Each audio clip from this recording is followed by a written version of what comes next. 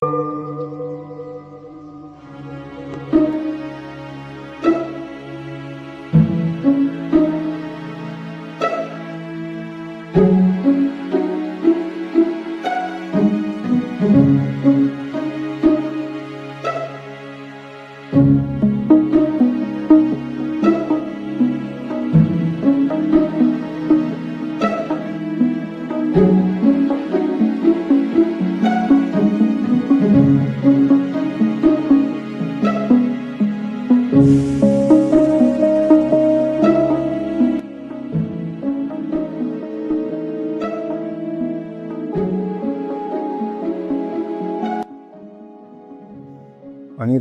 अनुत्पादम अनुच्छेदम अशाश्वतम अनेकार्थम अनानार्थम अनागमम अनिर्गमम यह प्रतीत्य समुत्पादम प्रपंचोपशमम शिवम देशयामास संबुद्धस्तम वंदे वदतां परम।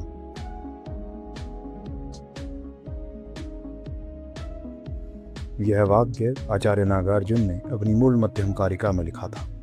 इस वाक्य के अनुसार न कुछ पैदा होता है न कुछ नष्ट होता है, न सब कुछ हमेशा एक रस रहता है, न सब कुछ बिल्कुल खत्म हो जाता है, न वस्तुएं एक है न पूरी तरह भिन्न, न वास्तव में कोई आता है न कोई जाता है। भगवान तथागत बुद्ध ने इसी शांतिपूर्वक और कल्याणकारी प्रतीत्य समुत्पाद का उपदेश दिया था। ऐसे वक्ताओं में श्रेष्ठ श्री बुद्ध को हम प्रणाम करते हैं।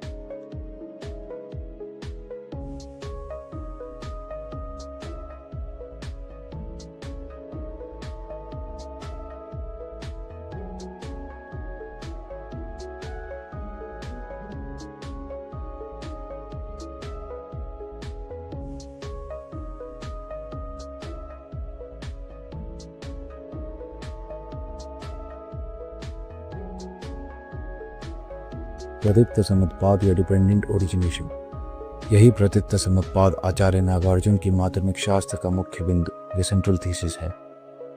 विभिन्न बौद्ध संप्रदायों में प्रतीत्य समुत्पाद की व्याख्या भिन्न भिन्न दृष्टिकोणों से की गई।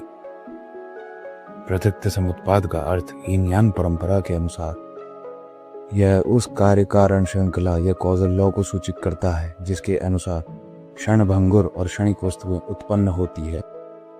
वहीं माध्यमिक सिद्धांत इस अवधारणा की पूरी तरह भिन्न व्याख्या प्रस्तुत करता है। आचार्य नागार्जुन के अनुसार प्रतीत्य समुत्पाद कोई कार्य कारण व्यवस्था नहीं, बल्कि यह एक अवधारणा की दूसरी अवधारणा पर निर्भरता को सूचित करता है। आचार्य नागार्जुन के अनुसार यही अवधारणाओं की परस्पर निर्भरता ही प्रतीत्य समुत्पाद या शून्यता है, अर्थात निस्वभाव है। इस जगत में किसी भी विषय की कोई स्वतंत्र व्याख्या नहीं की जा सकती, जिसके परिणाम स्वरूप किसी भी विषय की कोई स्वतंत्र सत्ता नहीं है। कार्य के अतिरिक्त कारण का कोई सिद्धांत नहीं और कारण के अतिरिक्त कार्य का कोई सिद्धांत नहीं। अतीत और वर्तमान के बिना भविष्य की कोई कल्पना नहीं की जा सकती। माध्यमिक सिद्धांत इसी मौलिक प्रश्न को उजागर करता है कि आखिर प्राथमिक रूप से क्या सिद्ध है, कार्य या कारण। इसी अन्योन्याश्रयता या इंटरडिपेंडेंसी को प्रतीत्य समुत्पाद या शून्यता कहा जाता है।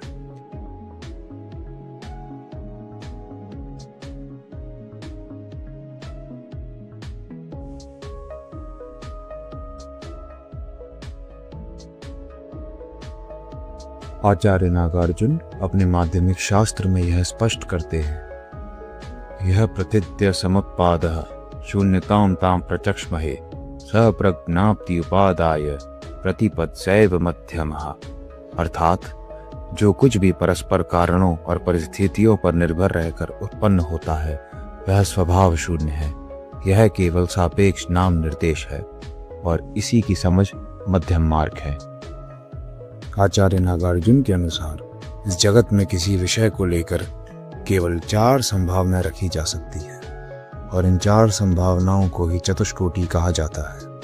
वे 4 कोटियां हैं: अस्ति वह है, नास्ति वह नहीं है, अस्ति च नास्ति च वह है भी और नहीं भी, ना अस्ति न नास्ति, ना वह है ना वह नहीं।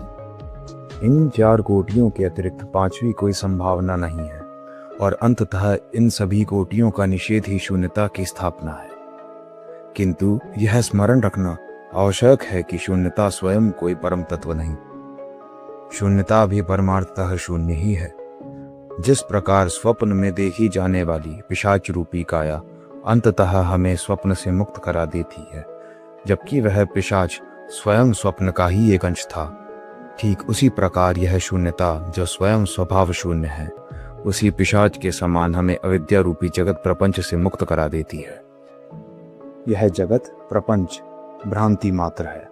आचार्य नागार्जुन के शब्दों में, यथा माया यथा स्वप्नो गंधर्वनग्रम यथा तथोत्पातस्था स्थानम तथा भंग उदाहृतम। जैसे माया, जैसे स्वप्न, जैसे गंधर्व नगर मृतृष्णा के समान आभासित होते हैं, उसी प्रकार इस जगत में उत्पत्ति, स्थिति व विनाश भी बतलाए गए हैं।